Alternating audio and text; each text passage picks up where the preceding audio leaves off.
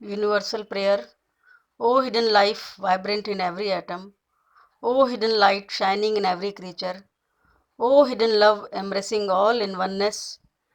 May each who feels himself as one with thee know he is also one with every other. नमस्कार। आनंद laws की साप्ताहिक सभा में सभी आत्मीय बंधुओं का हार्दिक स्वागत और अभिनंदन है। आज हमारे लॉज में श्रीमती रंजना श्रीवास्तव अनहद नाद विषय पर अपनी वार्ता प्रस्तुत करेंगी। रंजना श्रीवास्तव जी जब किसी वार्ता में कोई विषय प्रस्तुत करती हैं तो खाली उस विषय के तथ्य को ही नहीं प्रस्तुत करती, वरन उसमें छिपे निहितार्थ की भी व्याख्या बहुत गहरे और सरल ढंग से करती हैं और वह विषय ग्राह्य बन जाता है। और थियोसॉफी के विषय बहुत गहरे और चिंतन मनन के विषय होते हैं और जब ऐसी वार्ता प्रस्तुत की जाती है तो श्रोता को उसके निहितार्थ समझने में आसानी होती है और थियोसॉफी की पुस्तकें पढ़ने की प्रेरणा होती है। मैं बहुत सम्मानपूर्वक श्रीमती रंजना श्रीवास्तव को उनकी वार्ता के लिए आमंत्रित करती हूँ। रंजना श्रीवास्तव जी। आज मेरी चर्चा का विषय है अनहद नाद।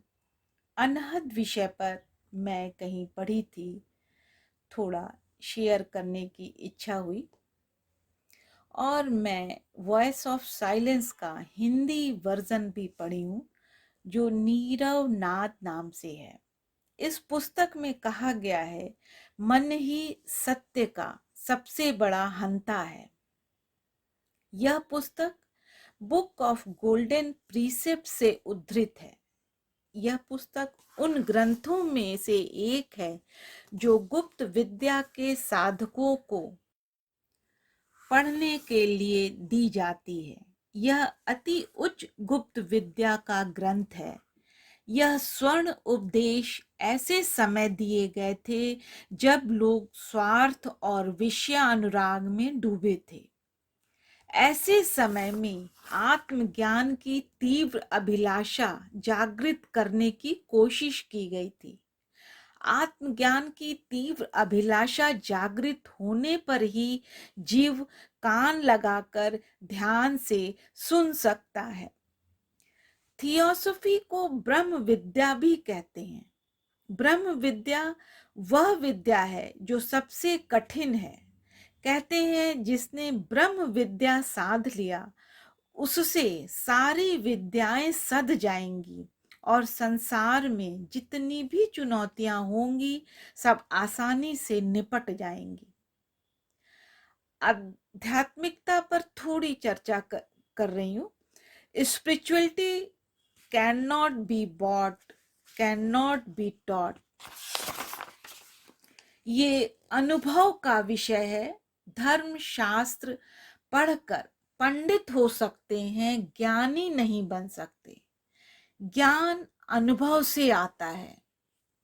बुद्ध से उनके एक साधक ने प्रश्न किया, मुक्ति की प्रथम अवस्था कैसे प्राप्त होती है? बुद्ध ने कहा, 4 आर्य सत्य से। फिर उसने प्रश्न किया, दूसरी अवस्था कैसे प्राप्त हो सकती है? बुद्ध ने कहा, 4 आर्य सत्य से। संत ने कहा, तीसरी और चौथी अरहत कैसे प्राप्त होगी? बुद्ध ने वही उत्तर दिया, 4 आर्य सत्य से। संत ने कहा, 4 आर्य सत्य के बारे में तो हमने बहुत सुना है। दुख, दुख का कारण, दुख का निवारण, दुख निरोध के मार्ग। बुद्ध ने कहा, तुम सुने होगे किंतु जानते नहीं हो। सुनने और जानने में अंतर है। जानने के लिए पुरुषार्थ करना होगा। जो आध्यात्म यात्रा पर निकलता है, अपने निज अनुभव से ज्ञान प्राप्त करता है, वही सही ज्ञानी है। बुद्ध ने यूं ही वेदों का बहिष्कार नहीं किया। उन्हें ये पता था वेदों में बहुत सी ऐसी बातें लिखी गई हैं जो केवल पुरोहितों पंडितों के फायदे के लिए हैं। बुद्ध ने इसीलिए कहा धर्म की शिक्षा स्थानीय भाषा में देनी चाहिए। जो बुद्ध ने कार्य किया वही कार्य आदि शंकराचार्य ने भी किया, इसीलिए उन्हें प्रच्छन्न बुद्ध भी कहते हैं। उन्होंने वेदों में ज्ञान कांड को सबसे अधिक महत्वपूर्ण बताया। 108 उपनिषदों में केवल 11 उपनिषदों को आवश्यक बताया, शेष को अनावश्यक। इन्हीं अनावश्यक उपनिषदों में एक नाद बिंदु उपनिषद है। आजकल नाद को ब्रह्मनाद बताकर खूब प्रचार किया जा रहा है। स्पिरिचुअल सेंटर्स में साधकों के एडवांस कोर्स में इसे खूब सिखाया जा रहा है।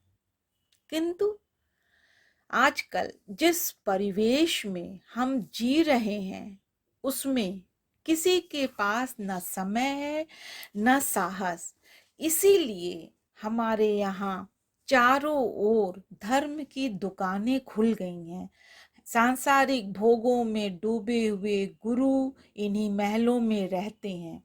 ऐसी परिस्थिति में नाद श्रवण जीवन भर भी कराया जाए तो भी आध्यात्मिक क्रांति नहीं हो सकती। नाद श्रवण या अनहद नाद वास्तव में नानक की, कबीर की, बुद्ध की, मीरा जैसे लोगों की बातें हैं।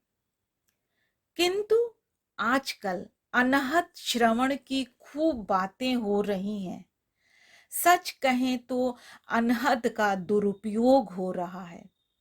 हमें नानक की, कबीर की बातें इसलिए बताई जाती हैं कि हमें निवर्तमान परिस्थिति के प्रति आक्रोश उठे और हम सूर्य की ओर लालायित हों। पहली बात, अनहद सुनने की ध्वनि नहीं है। सामान्यतया सुनने की प्रक्रिया में आहत होना शामिल होता है। आहत ध्वनियां ही सुनी जा सकती हैं। कान के पर्दे पर आघात होने से ही ध्वनि निकलती है। बिना आघात के ध्वनि अर्थात अनहद सुनने के लिए साधना करनी पड़ती है, श्रम करना पड़ता है, पुरुषार्थ करना पड़ता है। तब जाकर हम उस स्थिति में पहुंचेंगे जिसे ज़ेन योगा में असंभव कार्य करना बोलते हैं, जैसे एक हाथ से ताली बजाना। अनहद भी ठीक वैसे ही है। बिना आघात के ध्वनि का सुनाई दे जाना। वॉइस ऑफ साइलेंस का वाक्य उद्धृत कर रही हूं। जब तक शरीर की बाह्य श्रवण शक्ति का ऐसा लोप ना हो कि अति सूक्ष्म से लेकर अति गंभीर तक, अर्थात जुगनू के मृदु शब्द से हाथी के अति गंभीर शब्द तक कुछ भी सुनाई ना दे, तब तक आत्मा की दिव्य श्रवण शक्ति प्रकट नहीं होती। अर्थात अनहद आंतरिक शून्यता है। अनहद अव्यक्त है। अहम से मुक्ति का दूसरा नाम अनहद में जीना है। अनहद कोई ध्वनि नहीं है। अनहद निरअहंकारिता के चरम का नाम है।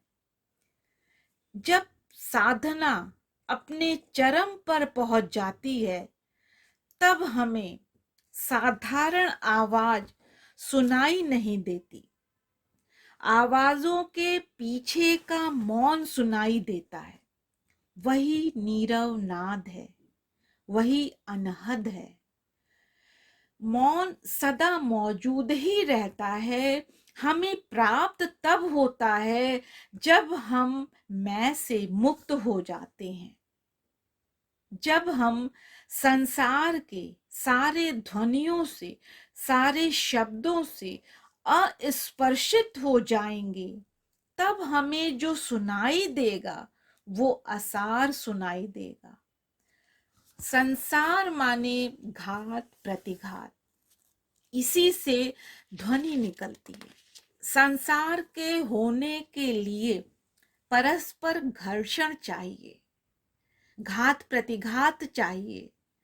जब हम आहत होने से ऊब जाएंगे, आहत होने के साथ जो एक आस बंधी हुई है टूट जाएगी, तब हम अनहद में प्रवेश करते हैं। वास्तव में अनहद कोई नाद नहीं है, कोई शब्द नहीं है, वह इशारा है किसी चीज की अनुपस्थिति की ओर। अनहद की अपनी कोई उपस्थिति नहीं है। जब संसार के सारे शब्द, सारी धारणाएं मूल्यहीन लगने लगे, उनसे जुड़ने का मन ना करे, उन्हें देखकर कोई उम्मीद ना उठे, ना कोई स्पंदन उठे, तब हम वो रहे ही नहीं जो संसार का है। अब हम कुछ और हो गए।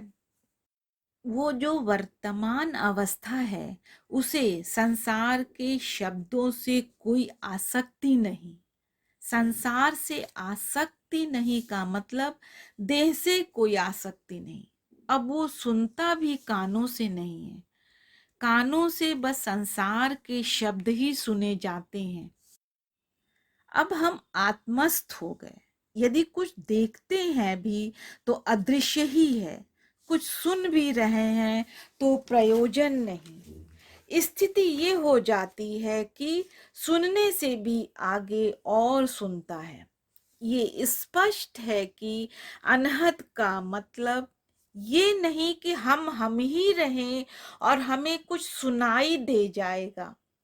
अनहत का मतलब है अहंकार का पूरी तरह बदल जाना, क्योंकि जब तक हम ही रहेंगे तब तक आहद शब्द ही सुनाई देंगे। जब हम कुछ और हो गए, तब जो सुनाई दे वो अनहद है। अर्थात जब हम होने से अनहोने की तरफ चल दिए, तब शब्द हद से अनहद की ओर चल दिए। अतः पहले शब्द नहीं बदलता, पहले हमें बदलना होता है। जब हम बदलते हैं तब शब्द हद से अनहद हो जाता है।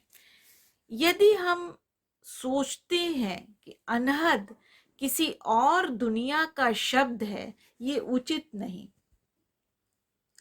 सामान्यतया हम द्वैत में जीते हैं। द्वैत माने संसार और मैं। जब हम संसार के शब्दों में रम जाते हैं, घुल जाते हैं, शब्दमय हो जाते हैं, तब यहीं से अद्वैत की निष्पत्ति होती है। कहा गया है, पहले आए नाद बिंदु से पीछे जमया पानी, सुनता है गुरज्ञानी, सुनता है गुरज्ञानी। बिंदु माने सत्य, उसके बाद नाद, फिर सारा संसार विस्तार लेता है। शास्त्रों के अनुसार पहले मात्र कंपन था। यह कंपन मौन के अति निकटतम है, वो अति सूक्ष्म तरंग है। यही तरंग स्थूल बनकर संसार का रूप लेती है। जब हम संसार के सारे शब्दों से अस्पर्शित हो जाते हैं, तब उसके पीछे का मौन ही नीरव नाद है, वही अनहद है। मैं अंत में यही कहना चाहती हूँ कि यदि आध्यात्मिकता के प्रथम सोपान पर चढ़ना है तो सबसे पहले मन को क्षीण से क्षीणतर करने की दिशा में प्रयासरत होना पड़ेगा। धन्यवाद। मैं ज्ञान कुमारी अजीत आज की वार्ता अनहद नाद के लिए श्रीमती रंजना श्रीवास्तव, सदस्य आनंद लॉज इलाहाबाद, को लॉज की ओर से हार्दिक बधाई देती हूँ। उनके इस महत्वपूर्ण वार्ता के लिए हम आभारी हैं। धन्यवाद। असतो मा सद्गमय सद्गमय तमसो मा ज्योतिर्गमय ज्योतिर्गमय मृत्योर्मा अमृतं गमय अमृतं गमय अमृतं गमय।